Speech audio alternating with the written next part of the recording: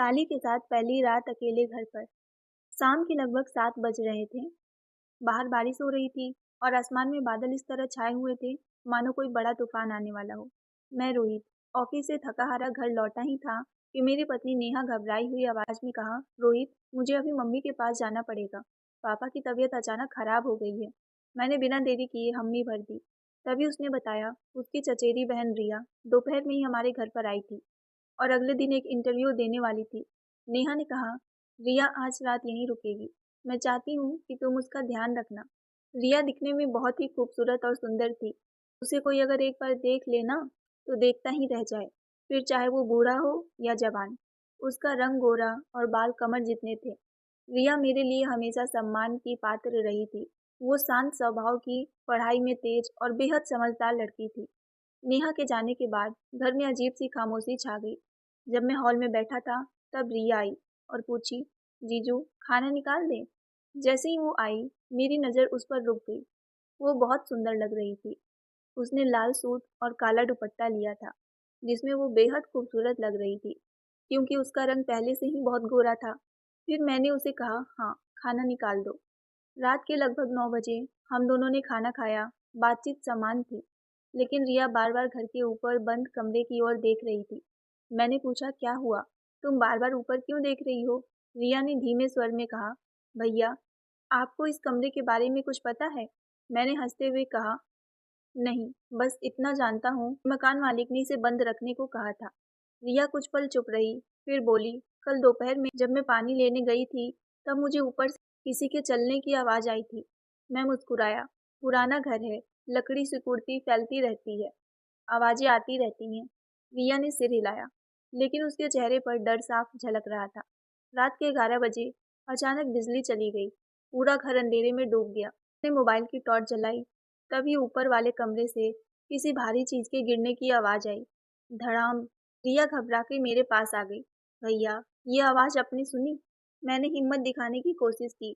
हाँ, लेकिन शायद कोई बिल्ली होगी। तभी दूसरी आवाज़ आई, टक टक टक। ऐसा लग रहा था जैसे कोई धीरे धीरे फर्श पर चल रहा हो। अब मेरे शरीर में भी सिहरन दौड़ गई। मैंने तय किया कि ऊपर जाकर देखना ही होगा। रिया ने डरते हुए कहा, मैं अकेले नीचे नहीं रहूंगी। हम दोनों टॉर्च लेकर सीढ़ियां चढ़ने लगे। सीढ़ियों पर धूल जमी थी, लेकिन एक बात ने हमारा होश उड़ा दिया। धूल पर किसी के ताजा पैरों के निशान बने हुए थे और वो निशान सीधे उसी बंद कमरे तक जा रहे थे। मैं और रिया कुछ क्षण तक उन पैरों के निशान को देखते रहे। दिल की धड़कनें तेज थीं। निशान सीधे उस बंद कमरे के दरवाजे तक जाकर खत्म हो रहे थे। दरवाजे पर पुराना ताला लगा हुआ था, लेकिन हैरानी की बात यह थी कि ताले पर जमी धूल किसी ने हाल ही में साफ की थी। मैंने टॉर्च की रोशनी ताले पर डाली। रिया ने धीमी आवाज में कहा, भैया अगर कमरा सालों से बंद है तो फिर ये निशान किसके हैं? मैंने खुद को संभालते हुए कहा, शायद मकान मालिक कभी आया होगा।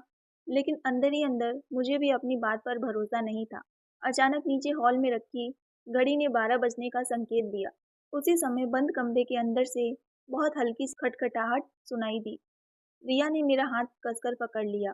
मैंने हिम्मत जुटाई और ताले को ध्यान से देखा। तभी मुझे याद आया कि मकान मालिक ने घर की चाबियों के साथ एक पुरानी अतिरिक्ती चाबी भी दी थी, जिसे मैंने दराज में रख दिया था। हम दोनों जल्दी से नीचे गए, दराज खोली और काफी खोजने के बाद वो चाबी मिल गई। दोबारा ऊपर पहुंचकर मैंने कांपते हाथों से ताला खोला। ताला चरमराहट के साथ खुल गया। दरवाजे धीरे धीरे अंदर की ओर धकेला। कमरे के अंदर धूल जमी हुई थी। पुराने फर्नीचर पड़े थे और एक कोने में लकड़ी का संदूक रखा था। पहली नज़र में कमरा वर्षों से बंद ही लगता था।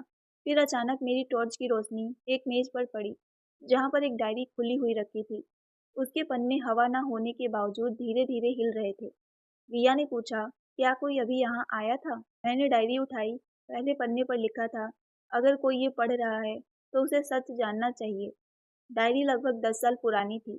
उसमें लिखा था कि इस घर में रहने एक बुजुर्ग आदमी अपनी पत्नी की मृत्यु के बाद अकेला रहने लगा था। उसे हमेशा लगता था कि रात में कोई उसके कमरे में चलता है। कई बार उसने पैरों की आवाज़ सुनी, लेकिन कभी किसी को देखा नहीं। एक दिन उसने कमरे में कैमरा लगाया, मगर अगले दिन कैमरे में रिकॉर्डिंग रहस्यमयी तरीके से गायब हो गई। रिया ध्यान से पढ़ रही थी। तभी कमरे के कोने में रखा संदूक अपने आप हल्का सा हिल गया। हम दोनों डरकर पीछे हट गए। मैंने साहस करके संदूक खोला अंदर पुराने फोटो, एल्बम, कुछ कागज और एक छोटी टॉर्च रखी थी।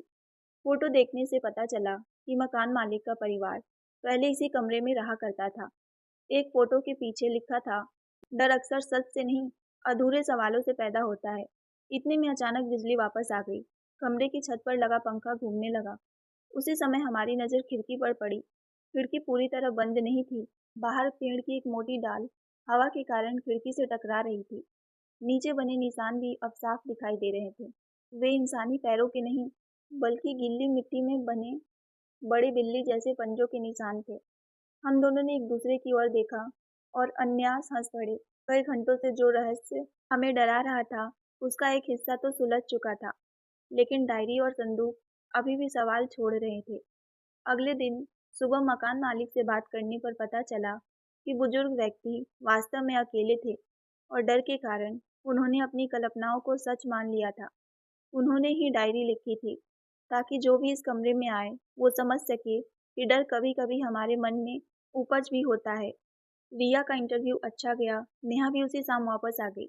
मैंने पूरी घटना उसे बताई। उसने मुस्कुराते हुए कहा, कभी-कभी एक रात हमें इतना कुछ सिखा देती है जितना सालों का अनुभव नहीं सिखा पाता। उस रात के बाद हमने ऊपर वाला कमरा बंद नहीं किया। उसे साफ करवाकर एक छोटा सा पुस्तकालय बना दिया और जब भी बारिश की रातों में हवा खिड़कियों से टकराती, हम डरने की वजह मुस्कुराकर रहस्यमयी रात को याद कर लेते थे, जिसने हमें सिखा